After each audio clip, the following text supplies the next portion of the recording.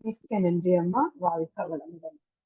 வாழ்க வையகம், வாழ்க வையகம், வாழ்க வளமுடன். குரு வாழ்க, குருவே துணை. அன்னையாய் தந்தையாய் அனைத்துமாய் நம்மை வழிநடத்தும் ஆசான் அருள் தந்தை வேதாத்ரி மகரிஷி அவர்களின் பொற்பாத கமலங்களை வணங்கி ஆழ்ந்த அதீத உணர்வில் நல்லதொரு சிந்தனை, சிந்தனையை உடல் நலத்தை சீரமைத்து உய்வித்த குருவே வாழ்க. வாழ்க வளமுடன். இந்த அமர்வில் ஒவ்வொரு வாரமும் நாம ஞான களஞ்சிய பாடல்கள் அதனுடைய விளக்கங்கள் பார்த்து வரும். நேத்தி ஒரு அற்புதமான விளக்கம் நம்ம பார்த்தோம். அதனை தொடர்ந்து இன்று ஒரு அருமையான பாடல். சாமிஜி நமக்கு கொடுத்த பாடல்கள் எல்லாமே பாத்தீங்கன்னா ஒன்னும் ஒரு வைரம் முத்து அப்படி சொல்லலாம். ஒரு ஆழ்ந்து அனுபவித்து அப்படி ஒரு ஒரு பொக்கிஷமா நமக்கு கொடுத்து வச்சுட்டு போயிருக்காங்க. அந்த ஞான களஞ்சிய பாடல்களை நாம படித்து புரிந்து கொண்டு அதன்படி வாழ்ந்தாலே முக்தி மோட்சம்தான். நமக்கு இந்த வாழ்நாள் போதாது. நம்ம அந்த பாடல்களை அந்த நிலையில போய் உணர்ந்து கொள்வதற்கு இந்த வாழ்க்கையே நமக்கு போதாதுன்னு சொல்லலாம். நல்ல ஒரு தலைப்பு, பிறந்து விட்டதால் வாழ்ந்தே ஆக வேண்டும். ஒரு இது சொல்லுவாங்க இல்லையா, ஓடவும் முடியாது ஒளியவும் முடியாதுன்னுவாங்க இல்லையா. பிரச்சனை வருதுங்கிறதுனால ஓட முடியுமா, ஒளிஞ்சுக்க முடியுமா? முடியவே முடியாது. அதை வேடிக்கை பார்க்கவும் முடியுமா? நாம அனுபவிக்கிறத நாம அனுபவிச்சுதான் ஆகணும், கடந்து போகத்தான் விடும். அப்ப வாழ்ந்துதான் ஆகணும் அப்படிங்கிறத ஒரு அழுத்தமா நமக்கு கொடுத்திருக்காங்க. எப்படி நம்ம வந்தோம், இப்படிலாம் வந்தோம். புல்லாகி பூடாய் புழுவாய் மரமாகி பல்விருகமாகி பறவையாய் பாம்பாகி கல்லாய் மனிதராய் பேயாய் கணங்களாய் வல்லசுரராகி முனிவராய் தேவராய் செல்லா நின்ற இத்தாவர சங்கமத்துள் எல்லா பிறப்பும் பிறந்து இழைத்தேன் எம்பெருமான் மெய்யே உன் பொன் அடிகள் கண்டின்று வீடுற்றேன். எல்லாம் தாண்டி வந்தேன். சுத்தவழிலேந்து நமக்கு துவங்கிய அந்த அழகான அந்த பயணம் இறை துகளாகி விண்ணாகி பஞ்ச பௌதீக பொருட்களாக விரிவு பெற்று அண்ட கோடிகளாகி சேதன அசேதன பொருட்களாக அப்படியே அந்த பரிணாமம் ஓராவது அறிவு தாவரத்துல துவங்கி ஆறாவது அறிவு மனிதன் வரைக்கும் அப்பேற்பட்ட ஒரு நீண்ட நெடிய பயணம் அது. இத்தனை தாண்டி வந்துட்டோமே, இந்த மனித பிரிவை மட்டும் தாண்டறதுக்கு ஏன் கஷ்டப்படுறோம்? என் பொண்ணு விளையாட்டா சொல்லுவா, கொசு கடிச்சதுன்னா நம்மள அறியாம மனவளக்கலைக்குள்ள வந்துட்டோம், ஒரு உயிரை கொல்றது பாவம் அப்படிங்கிறாங்க இல்லையா. அப்ப கடிக்கும் போது நம்மள அறியாம அனிச்சையாக பட்டுன்னு கையில அடிப்போம், அந்த கொசு இறந்துடும். அதுல ஒரு சின்ன பெருமிதம், கரெக்டா அடிச்சுட்டோம், மிஸ் பண்ணாம அது பறந்துடாம இருந்ததுன்ட்டு. அப்ப நான் அடிச்சு அது இறந்தப்புறம் ஃபீல் பண்ணுவேன், ஐயோ உயிரை கொண்டுட்டேன். அதுக்கு என் பொண்ணு சொல்வா, அதுக்கு நீ முக்தி கொடுத்திருக்கமா, மோட்சம் கொடுத்துட்ட அதுக்கு, அடுத்த பிறவி ஜனனத்துக்கு போகும் அது அப்படின்னு சொல்லுவா. இது எந்த அளவுக்கு எனக்கு உண்மை தெரியல. ஆனா அந்த பரிணாம சரித்திரத்துல நம்ம இத்தனை தாண்டி வந்திருக்கோம் போது லாஜிக்கலா நமக்கு கனெக்ட் பண்ண முடியறது. அப்ப இவ்வளவு ஒவ்வொரு இதுவா தாண்டி வந்த நாம அவ்வளவு அழகான அந்த பயணத்துல மனித பிரிவு மட்டும், மனித பிரிவு தான் எல்லாத்தையும் தெரிஞ்சுக்கிறது. நமக்கிட்டதான் ஆறாவது அறிவு இருக்கு. நம்மளாலதான் இன்ப துன்பங்கள் அனுபவிக்கிறோம், வலிக்கிறதுன்னு சொல்லுறோம், பசிக்கிறதுன்னு சொல்லுறோம், கஷ்டப்படுறோம், ஒரு கால்ல முள்ளு குத்திட்டுன்னு சொல்றோம். பிறந்த குழந்தைக்குதான் சொல்ல தெரியாது. இந்த 3 வயசுக்கு அப்புறம் பதிவுகள் கூடுறதுக்கு காரணம் 3வது வயசுல இருந்து பேச்ச ஆரம்பிக்கிறது. எங்க மாமியார் சொல்லுவாங்க, 3வது வயசு வரும்போது மூளையில இருக்கிற பேச்செல்லாம் வந்துருன்னுவாங்க. அப்ப பசிச்சா அதுக்கு சொல்ல தெரியும், சாப்பாட்டை காட்டும். ஒரு கல்லு குத்தினா, ஒரு வயிற்று வலிச்சதுன்னா வயிற்று பிடிச்சிட்டு வலிக்கிறதுன்னு சொல்லும் குழந்தை. அப்ப அங்கிருந்து நமக்கு எல்லாமே, நமக்கு இந்த உணர்தல், துய்த்தல், பிரித்துணர்தல் எல்லாமே நம்ம மனிதனுக்குள்ள வந்துருது. அப்ப அந்த பகுத்தறிவு அங்கதான் நம்ம தெரிய ஆரம்பிக்கிறது. ஆனா எத்தனை பிரச்சனை. தெரியாத வரைக்கும் ஒண்ணும் தெரியல. ஆனா தெரிஞ்ச அப்புறம் எனக்கு இது நடக்குதுன்னு தெரியறது. அதை தெரிஞ்சுக்க ஆரம்பிச்சோன்னு பேச்சு வழக்கா சொல்லுவாங்க இல்லையா, ஜான் எழுனா முழம் சறுக்கிறதுன்னுவாங்க. முழமா சறுக்கிறது, மொத்தமும் சறுக்கிறதுங்க. அவ்வளவு பிரச்சனை. எதுக்குடா இந்த பிறவி அப்படின்னு ஒரு சலிப்பு தட்டுற அளவுக்கு நம்மள வாழ்க்கை கொண்டு போயிடுது. இப்ப பிரச்சனைங்கிறது மனுஷனுக்கு மட்டும்தானா? மனுஷனுக்கு சொல்ல தெரியறது, அந்த உணர்ந்ததை வாய் விட்டு சொல்ல தெரியாது. அதனால மனுஷனுக்கு பிரச்சனை நம்ம நினைச்சுக்கிறோம். ஆனா உயிர் உள்ள எல்லா ஜீவராசிகளுக்கும் பிரச்சனை இருக்கு. ஒரு ஒரு ஒரு நிறைய இப்பதான் நம்ம வந்து ரொம்ப அட்வான்ஸ் டெக்னாலஜில இருக்கோம். அனிமல் பிளானட் டிவில பார்த்திருந்த போக இப்ப போன்லயே எல்லாமே வருது. அந்த உயிரில்லாத ஜீவன் எத்தனை மீன் வகையில இருக்கு, ஒன்னொன்னு பாருங்களேன், எத்தனை கோடிக்கணக்கான ஜீவராசிகள் இருக்கு. உங்களுக்கு பசி உண்டு, கழிவு உண்டு, இனப்பெருக்கம் உண்டு, அதுகளுக்கும் வலி உண்டு, எல்லா உணர்ச்சிகளும் கொண்ட சொல்ல தெரியல. அப்ப பிரச்சனைகளும் உண்டு. விலங்கினத்தின் பண்பு என்ன? பசி வந்ததுன்னா இன்னொரு விலங்கு அடிச்சு சாப்பிடும். அந்த அடிச்சு சாப்பிட விலங்குக்கு பசி போறது, துன்பம் போறது. ஆனா அந்த கடிப்படுது இல்லையா, அந்த அந்த இன்னொரு உயிரினத்தை கொல்லும் போது அந்த கொல்லப்பட்ட உயிரினத்துக்கு அது வலி தானே, அது வேதனை தானே அதுக்கு. என்ன சொல்லுவாங்க, ஒரு மானை வந்து ஒரு சிறுத்தையோ ஒரு புலியோ துரத்துறதுன்னா சிறுத்தையை விட வேகமா ஓடுது மான் தான். ஏன்னா புலியோ சிங்கமோ பசிக்காக ஓடுறது, மான் வந்து உயிருக்காக ஓடுறது. இன்னும் வேகம் ஜாஸ்தி. உயிருக்கு வேகம் ஜாஸ்தி தானே, உயிர் துகள்கள் என்ன வேகமா சொல்லிட்டு இருக்கு. அப்போ எல்லா உயிரினங்களுக்கும் பிரச்சனை இருக்கு, எல்லாத்துக்கும் துன்பம் இருக்கு. துன்பம் இல்லாத ஜீவராசிகள் என்ன சொன்னாங்க சாமிஜி?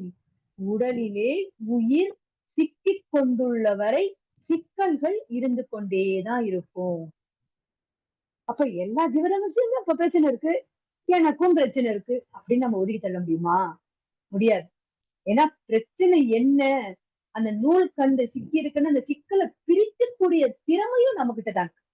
அது மனிதனுக்கு மட்டுமே தான் இருக்கு, மற்ற உயிரினங்களுக்கு கிடையாது. மனிதனால சிக்கல்களை பிரித்துணர்ந்து பார்க்கக்கூடிய அந்த வல்லமை உண்டு. எல்லா உயிருமே வாழ நினைக்கிறது, மனிதனும் வாழ நினைக்கிறான். எப்படிப்பட்ட வாழ்வு? துன்பம் இல்லாத வாழ்க்கை, இன்பம் மட்டுமே நிறைந்த அந்த வாழ்க்கையை தான் மனிதன் விரும்புகிறான்.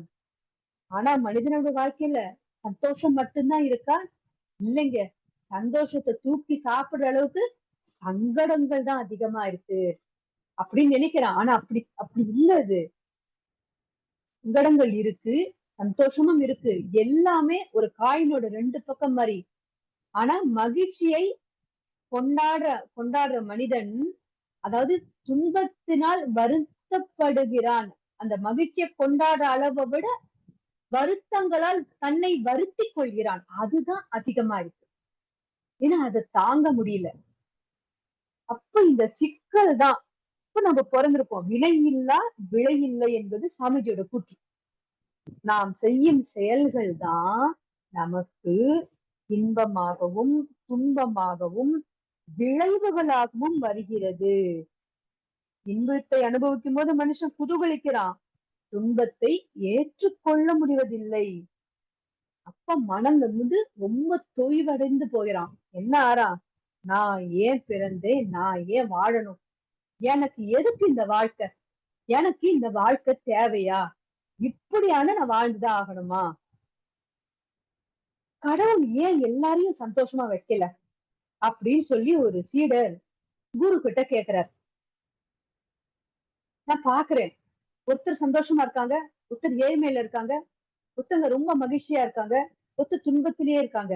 ஏன் எல்லாரையும், அந்த படைச்சது கடவுள் தானே, ஒரே மாதிரி தானே. அந்த அந்த அந்த ப்ராடக்டோட இந்த ரூட் என்னது, அதோடது வந்து ஒரே இதுதான் இல்லையா? இப்படி படைத்த கடவுள் ஏன் இதுல பேதம் வந்தது அப்படின்னு சொல்லி ஒரு சீடர் போய் குருட்ட கேக்குறாரு. அதுக்கு குரு சொல்றார், கடவுள் எல்லோரையும் ஒரு குறையும் இல்லாம சந்தோஷமா தான் வச்சிருக்கார். ஆனா மனிதன் என்ன பண்றான், இருப்பதை விட்டு விட்டு இல்லாததை நினைத்து கொண்டிருக்கும் இந்த எண்ணம் தான் மக்களை குழப்பிக் கொண்டே இருக்கிறது. அதனால்தான் மக்களுக்கு நிம்மதி இல்ல. சீடருக்கு தெளிவு வரல. எனக்கு இன்னும் விளக்கம் வேணும், எனக்கு புரியல அப்படின்னு கேக்குறாரு. குரு என்ன பண்றாரு, அங்க ஒரு டம்ளர் இருக்கு. அந்த டம்ளர்ல பாதி தண்ணி இருக்கு. அத காமிச்சு இது என்னதுன்னு கேட்டாரு. இது வந்து பாதி தண்ணி தான் இருக்கு, பாதி டம்ளர் காலியா இருக்கு, ஃபுல்லா ரொம்பல இது அப்படிங்கிறார். அப்ப குரு சொல்றார், உனக்கு அந்த காலியா இருக்கிறது தான் தெரியறது, காலி இல்ல அதுதான் உனக்கு தெரியறது. ஆனா அந்த டம்ளர்ல தண்ணி இருக்குன்னு சொல்ற நிறைவை உனக்கு பார்க்க முடியலையே, அதை நீ சொல்லலையே. அப்ப மனிதனோட மனம் குறுகி குறையை மட்டுமே பார்த்து கொண்டிருக்கிறது அப்படி சொல்றாங்க. அப்ப வாழ்க்கைங்கிறது கண்ணாடி மாதிரி. வாழ்க்கை என்னங்க, கண்ணாடி மாதிரி. நாம எதை பார்க்கிறோமோ அதைத்தான் பிரதிபலிக்கும். அப்ப எதுக்கு நம்ம அடுத்த இந்த இந்த நேரத்துல உண்மையாவே என் தோழி ஜெயலட்சுமி குமரேசன் இது ரொம்ப அழுத்தம் கொடுப்பாங்க. நம்ம அந்த எண்ணத்துல ரொம்ப ஸ்ட்ராங்கா இருக்கணும்னு சொல்லுவாங்க. அது வந்து அந்த எண்ணம் வந்து அழுத்தம் பெற்றுக்கிட்டே இருக்கும், பாசிட்டிவா இருக்கணும்னு சொல்லுவாங்க எப்போதுமே.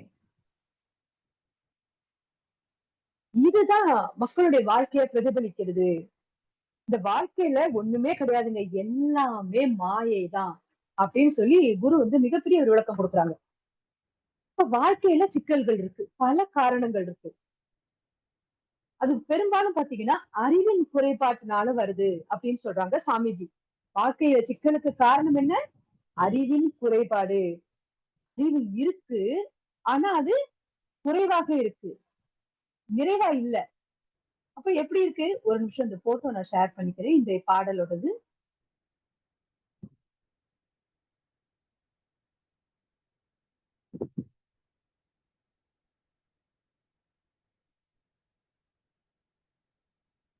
Okay, thank you. அறிவின் குறைபாடு. அப்ப அறிவின் குறைபாடுகள் இருக்கிறதுனால இயற்கையோட நியதி தெரியல, செயல் விளைவு தத்துவம் புரியல, தவறு செஞ்சா இன்னைக்கோ நாளைக்கோ அறிவுக்கோ உடலுக்கோ துன்பம் விளையுங்கிறது தெரியறது இல்ல. இந்த அறியாமையினால செய்த தவறுகளின் காரணத்தினால துன்பமாக நம்ம பெருக்கிக் கொண்டே போறோம். அதுதான் வாழ்க்கை சிக்கல்களா என்னது? துன்பமாகவும் வியாதியாகவும் வாழ்க்கையில பிரச்சனையாகவும் நம்ம முன்னாடி அப்படி விஸ்வரூபம் எடுத்து வந்து நிக்கிறது. அது என்ன அறிவின் குறைபாடு? அறியாமை, அலட்சியம், உணர்ச்சி பயம். ஒரு சர்க்கரை நோயாளி இருக்காங்க, ஒருவருக்கு தனக்கு சர்க்கரை இருக்குன்னு தெரியல, அதான் டயபிட்டிஸ் இருக்குன்னு தெரியல. அவருக்கு ஒரு கல்யாணத்துக்கு போறாரு, இலையில ஜாங்கிரி வைக்கிறாங்க. சாப்பிட்ட உடனே அது அதோட வேலையை காட்டுறது, சுகர் ஏறுறது, அதுக்கான சிம்டம்ஸ் தெரியுது. இப்போ தனக்கு ஏதோ ஒரு டிஃப்ரெண்டா ஃபீல் பண்ணோன்னு டிஸ்கம்ஃபர்ட் உடனே போய் டாக்டரை பாக்குறாங்க. டாக்டர் சொல்லிடுறாரு, உங்களுக்கு சர்க்கரை இருக்கு, டயபிட்டிஸ் இருக்கு அப்படின்னு சொல்லி சொல்றாரு. அது தவறு செய்தார், அறியாமையில செய்தார். திருப்பியும் ஜாங்கிரியை பாக்குறாரு, அவருக்கு அது ஒத்துக்காதுன்னு தெரியும். இருந்தாலும் என்ன ஆகும்? அங்க நாக்கு ஜெயிக்கிறது, சுவை உணர்வு ஜெயிக்கிறது, புலன் மயக்கம். பரவாயில்ல, மாத்திரை தான் கொடுத்திருக்காரு டாக்டர், 2 போட்டுக்கலாம்னு சொல்லி சாப்பிடுறார். அப்ப அதோட விளைவை அவர் அலட்சியம் செய்யறார். இது அலட்சியம். மறுபடியும் ஜாங்கிரியை பாக்குறாரு, அலட்சியப்படுத்தினால் என்னாச்சு? மாத்திரை போட்டா கூட கேட்கல, பத்தல, அவருக்கு சுகர் வந்து அதிகமாச்சு, மயக்கமா இருந்தது, ஒரு நாள் ஃபுல்லா சிரமப்பட்டார். அப்ப அந்த அனுபவிச்சுட்டாரு, நமக்கு அதோட விளைவு தெரிஞ்சிடுது. ஆனாலும் என்ன பண்றாரு? திரும்பியும் ஜாங்கிரி பார்க்கும்போது ஆசை வருது. அன்னைக்கு 2 3 சாப்பிட்டதுனாலதான் ஒத்துக்கல, இன்னைக்கு ஒன்னே ஒண்ணு சாப்பிடலான்னு சாப்பிடுறாரு. இது வந்து உணர்ச்சி வயம்.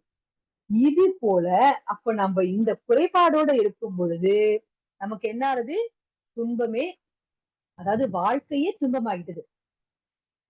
பிறப்புக்கும் இறப்புக்கும் இடையில் உருளும் இந்த வாழ்க்கை இந்த காலகட்டத்தை கடந்து கொண்டிருக்கும். நாம என்ன பண்றோம்? நான் யாருங்கிற அந்த கேள்விக்கே போகிறது இல்ல. என் மூலம் என்ன, முடிவு என்னங்கிறத புரிஞ்சுக்கிறதே கிடையாது. முறுக்கேறிய பஞ்சு நூலாகி வலுவுடைவது போல சிந்தனையாலும் உழைப்பாலும் பண்பட்ட உடலும் உள்ளமும் துன்பங்களை தாங்க வல்லமை உடையவே ஆகின்றன. அப்ப நம்ம அடிபட்டு பட்டு என்ன ஆகும்? அந்த உரமேறுது உடம்புங்கிறாங்க. இங்கதான் நமக்கு என்ன வருது? என்ன பிரச்சனை வந்தா என்ன, நான் வாழ்ந்துருவேன், என்னால வாழ முடியும், அதத்தான் இந்த பாடல் சொல்றது. வாழ வேண்டும் என்று எண்ணி மனிதனாக வந்ததில்லை. நான் விரும்பி நான் பிறந்தேனா? பிறந்துட்டேன். எனினும் நாம் பிறந்து விட்டோம். வாழ வேண்டும் உலகில் ஆயுள் மட்டும். இந்த ஆயுசு இருக்கிற வரைக்கும் நம்ம வாழ்ந்துதான் ஆகணும். பசிக்கும், சாப்பிடணும், தூக்கணும், உடலுக்கு தேவையான ஓய்வு கொடுக்கணும், அதுக்கு தேவையான உழைப்பு கொடுக்கணும். அப்ப எங்க நம்ம நெறிப்படுத்திக்கணும்? வாழ்ந்தவர்கள் அனுபவத்தை தொடர்ந்து பற்றி வாழவென்ற உரிமை எல்லோருக்கும் உண்டு. நான் எனக்கு புரிஞ்சாச்சு. நான் என்னோட செயல் விளைவை தரும். நான் நல்ல செயல் செய்தா நல்ல விளைவு, மாறான செயல் செய்தால் மாறான விளைவு. எனக்கு இப்ப புரிஞ்சு போச்சு. ஆறாவது அறிவு இப்பதான் கரெக்டா வேலை செய்யறது. அப்ப என்ன பண்ணணும்? நான் எப்படி வாழணும்? அதுக்கு இந்த பூ உலகில் உயர்ந்த அறிவில் சிறந்த எத்தனை மகான்கள், எத்தனை மேதைகள், சிந்தனையாளர்கள், சிந்தனையில் தெளிவு பெற்றவர்கள், அவர்கள் வாழ்ந்த அந்த வாழ்க்கையை நாம பின்பற்றி வாழும் பொழுது, அந்த அறநெறியை பின்பற்றி வாழும்போது நாம வாழ்ந்த இந்த பிறந்த நோக்கத்தை அடைய முடியும். வாழ்ந்தவர்கள் அனுபவத்தை தொடர்ந்து பற்றி வாழவென்ற உரிமை எல்லோருக்கும் உண்டு. வாழ்வோர்க்கு சாதகமாய் வாழும் மட்டும் வாழ உள்ளோர் அனைவருமே ஒன்று கூடி வகுத்திடுவோம் ஒரு திட்டம் வளமாய் வாழ. அதுதான் என்ன திட்டம்? Self peace to world peace. உலக அமைதி எங்க வருது? தனி மனித அமைதியில வருது. அப்ப தனி மனித அமைதியில இருக்கிற குறைபாடை எல்லாம் நீக்கும் பொழுது உலக அமைதி வந்துரும். அதுக்கு நாம என்ன பண்ணணும்? மன தூய்மை, வினை தூய்மை மனிதன் வாழ்வில் மகிழ்ச்சி, இனிமை, நிறைவு, அமைதி நல்கும். மனம் உயர நேர்மை வழி அகத்தவமாம் மற்றும் தன் வினை உயர அறமே ஆகும். மன தூய்மை, வினை தூய்மை மனிதன் வாழ்வில் என்ன பண்ணணும்? மன தூய்மை அடையணும். முதல்ல அகத்தவம், அகத்தாய்வு. வினை தூய்மை, மன தூய்மை, அகத்தவம். வினை தூய்மை, அகத்தாய்வு. நம்ம செயல்களை களைவதற்கு நம்ம அகத்தாய்வு செய்யணும். தவம் செய்து தற்றோதனை செய்து வர மனிதன் வாழ்வில் மகிழ்ச்சி, இனிமை, நிறைவு, அமைதி நல்கும். கண்டிப்பா கிடைக்கும். மனம் உயர நேர்மை வழி. அது எப்ப வரும்? மனம் குறுகிய நோக்கத்தோடு எதிர்மறையான எண்ணங்களோடு நாம் இருக்கும் பொழுது அந்த எண்ணங்களுக்குள்ளேயே விளைவு இருக்குன்னு நம்ம படிச்சிருக்கோமே. அப்போ அது விளைவு தக்க நேரத்தில் இயற்கை அதை கொடுத்தே தீரும். அதை அனுபவிச்சே ஆகணும். அப்போ மகிழ்ச்சி, இனிமை, நிறைவு, அமைதி நல்கும் மனம் உயர நேர்மை வழி அகத்தவமாம். நேர்மழி எப்படி எனக்கு தோணியப்போ எனது மன அலைச்சலை நான் குறைக்க இறைநிலை அருகே நான் போக போக இறைவன் அருகில் அந்த எப்படி போறோம்? வீட்டால இருக்கும், தவம் செய்யறோம், மெதுவா என்ன பண்றோம்? பீட்டால இருந்து நம்ம ஆல்பாக்கு வரும், விழிப்புணர்வு நிலைக்கு வரும். இப்ப விழிப்புணர்வு வரும்போது புலன் வயப்படக்கூடாதுங்கிற அந்த விழிப்புக்கு வரும். நம்ம அது எப்படி இருக்கணும்? அயராத விழிப்பு நிலையா இருக்கணும். அப்ப அந்த ஆல்பால இருந்து நிலைத்து நிற்க துரிய அத்தீத்தம். இப்ப நம்ம கடைசியில அந்த அதுதானே முடிச்சோம். 9 மையம் எண்டோகிரைன் கிளான்ஸ் ஆக்டிவேட் பண்ணி அப்படியே உயர்ந்து ஒரு சக்கரமா உயர்ந்து அதீத நிலைக்கு போனோம். அப்ப துரியம் அதீதம், துரியத்துல ஆழ்ந்து போகும்போது அதீத நிலைக்கு எடுத்துட்டு போகும். அப்ப நான் எனக்கு இப்போ அறிவு கண் திறக்கிறது எனக்கு. அப்ப எனக்கு புரியறது. அப்ப நான் எப்படி வாழணும் அப்படிங்கிறது நமக்கு புரிய ஆரம்பிக்கிறது. அப்ப தவம் செய்து நல்ல அயராத விழிப்பு நிலையில் தற்சோதனை நாம செய்யும் பொழுது தன் வினை அது என்ன ஆகும்? அகத்தவமாம் மற்றும் தன்வினை உயர அறமே ஆகும். அப்ப நமக்கு புரியுது, ஒழுக்கம், கடமை, ஈகை. நான் என்னோட வாழ்நாள யாருக்கும் துன்பம் கொடுக்க மாட்டேன். இரண்டொழுக்க பண்பாடா மொத்தமா கொடுத்துட்டாங்க சாமிஜி.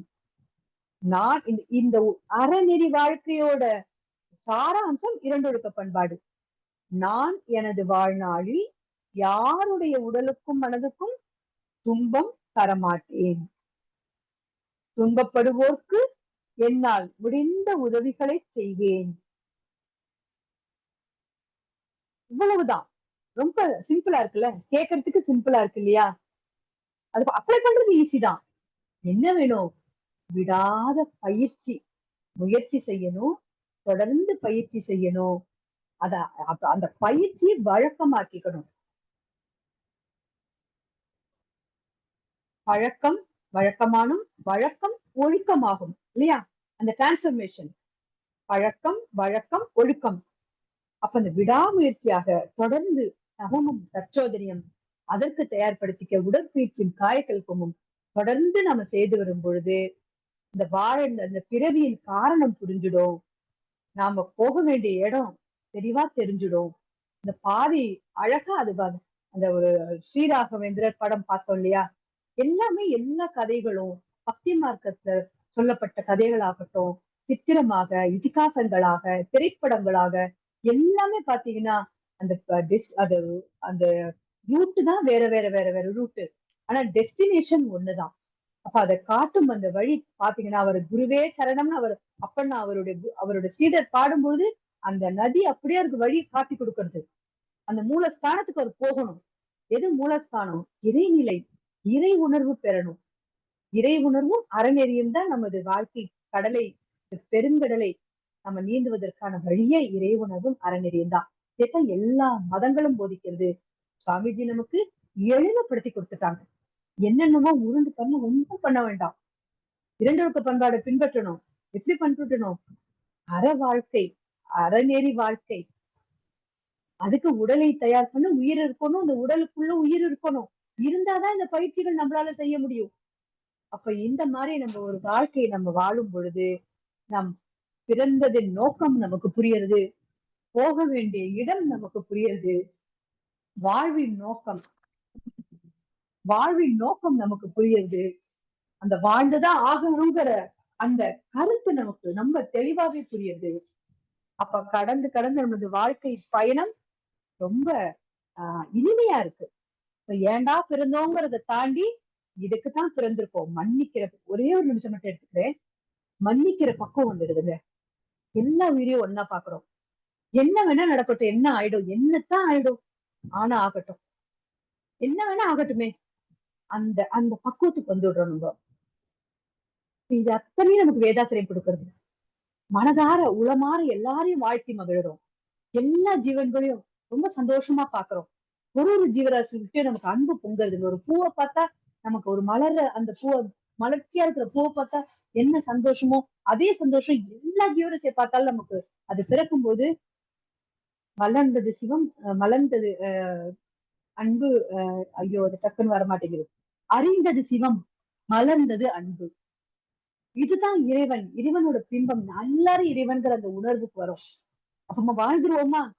பிறந்தாச்சு, நீ துன்பங்கிற யோசனையே வேண்டாங்க. வாழ்ந்து பார்த்துடலாம். கடந்து போவோம், எல்லாத்தையும் கடந்து போவோம். கடந்து போய் எல்லாரையும் நேசிப்போம். வேதமின்றி நேசிப்போங்க.